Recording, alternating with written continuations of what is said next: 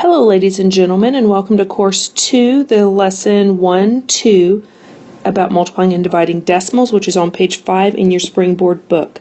Please have out your Springboard book, your math journal, a pencil, and a highlighter. The highlighter is so you can highlight any questions you have about the lesson while you're taking notes, so that way you're prepared to ask questions. Okay, so the learning targets about today's lesson are to 1, you're to be able to estimate products and quotients, and 2, to solve problems involving multiplication and division of decimals. Okay, so first of all here, that part that says your text here, not necessary. Sorry about that.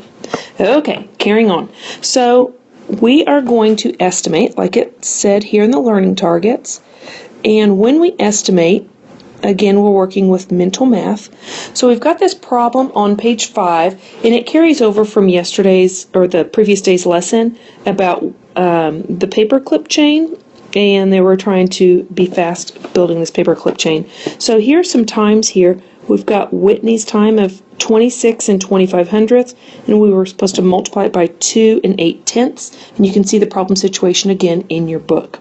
Okay, so if we were to estimate, I would say 26 and 28 hundredths times 2 and 8 tenths.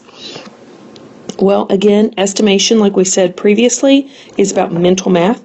26 and 28 hundredths does not need to be rounded properly, but you want a number that's easy to work with, calculate with, so we're going to say 25. So if we take 25 times 2 and 8 tenths is pretty close to 3. This answer here is approximately going to be 75. So we would approximate her time to be about 75 seconds. Okay? If you are asked to actually multiply, something that I want you to know and to jot down is that a couple keywords for actual is that if you see the word compute or if you see the word evaluate, then you're actually going to use the real numbers. Okay, so those are some keywords. To actually calculate, your first step is going to be to not line up the decimals.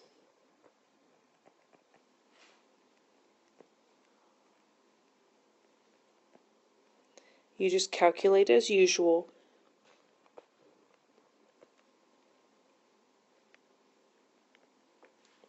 And then the third step would be to count and place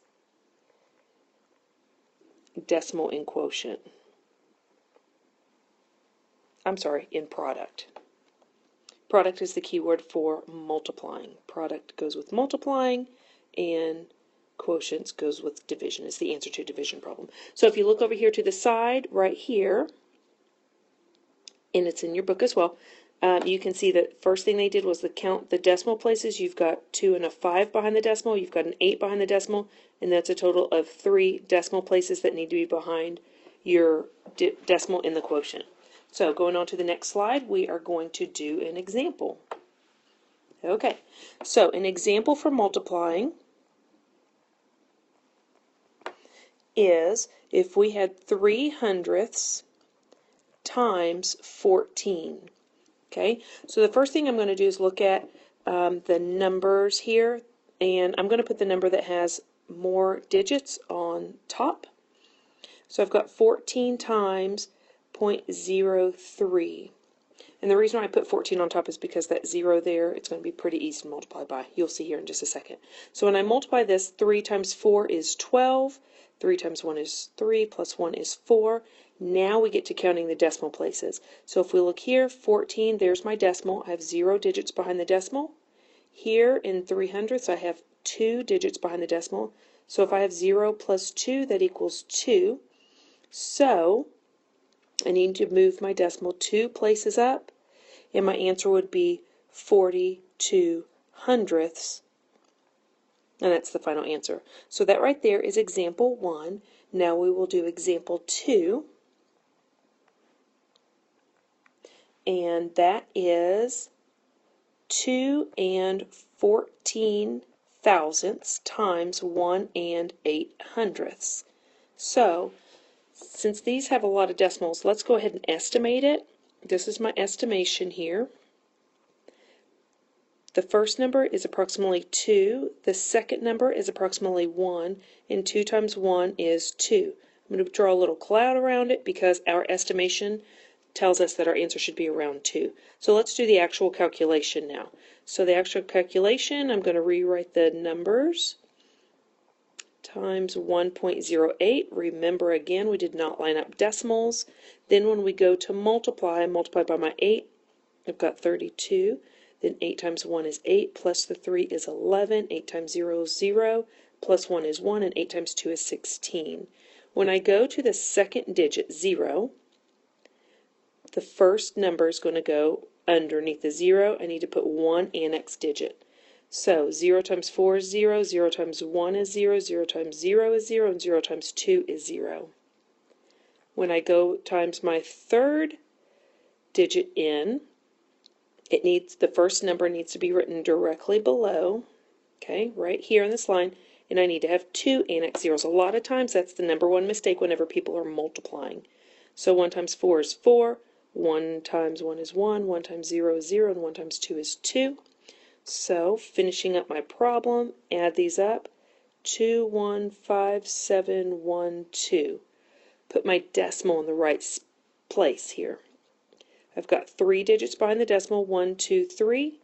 In the second number, I had 2 digits behind the decimal.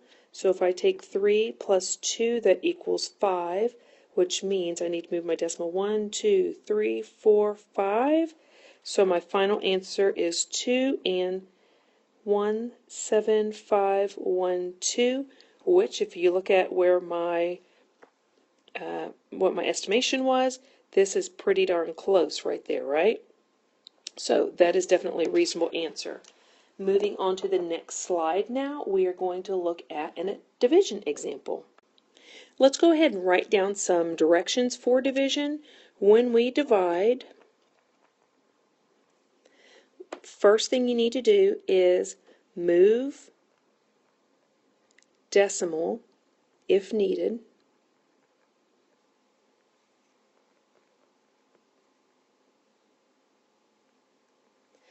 Second thing is place decimal in quotient.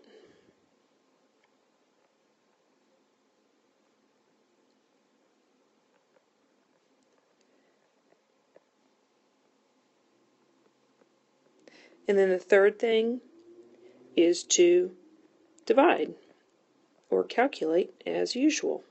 Okay, so I'll do an example with you. You've got one right here as an example as well.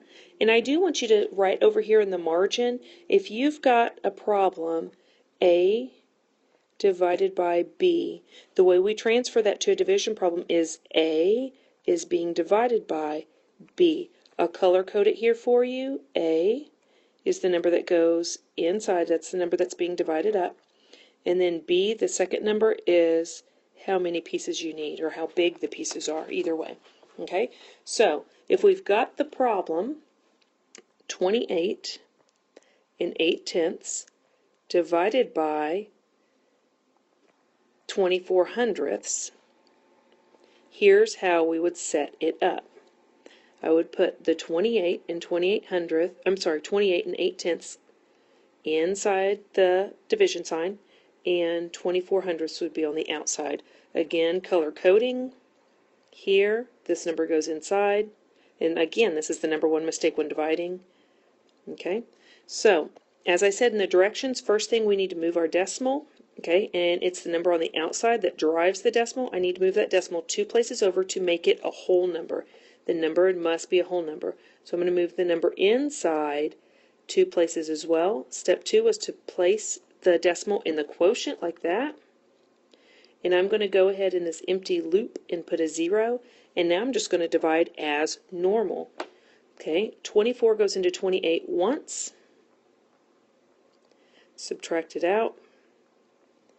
24 goes into 48 twice. And that is actually exactly 48. But I still have one place value before the decimal, and I need to have a digit there. So I do need to finish out this problem. 24 goes into 0 0 times, so that is my final answer, 120. Okay? So, what I would like you to do now is to go ahead and draw a line across the bottom of your notes. I would like you to write a summary of today's lesson. 2 to 3 sentences, please. And again, our learning targets were that we would be able to estimate decimal products and quotients, and that you would be able to solve problems involving multiplication and division of decimals. Thank you and have a great day.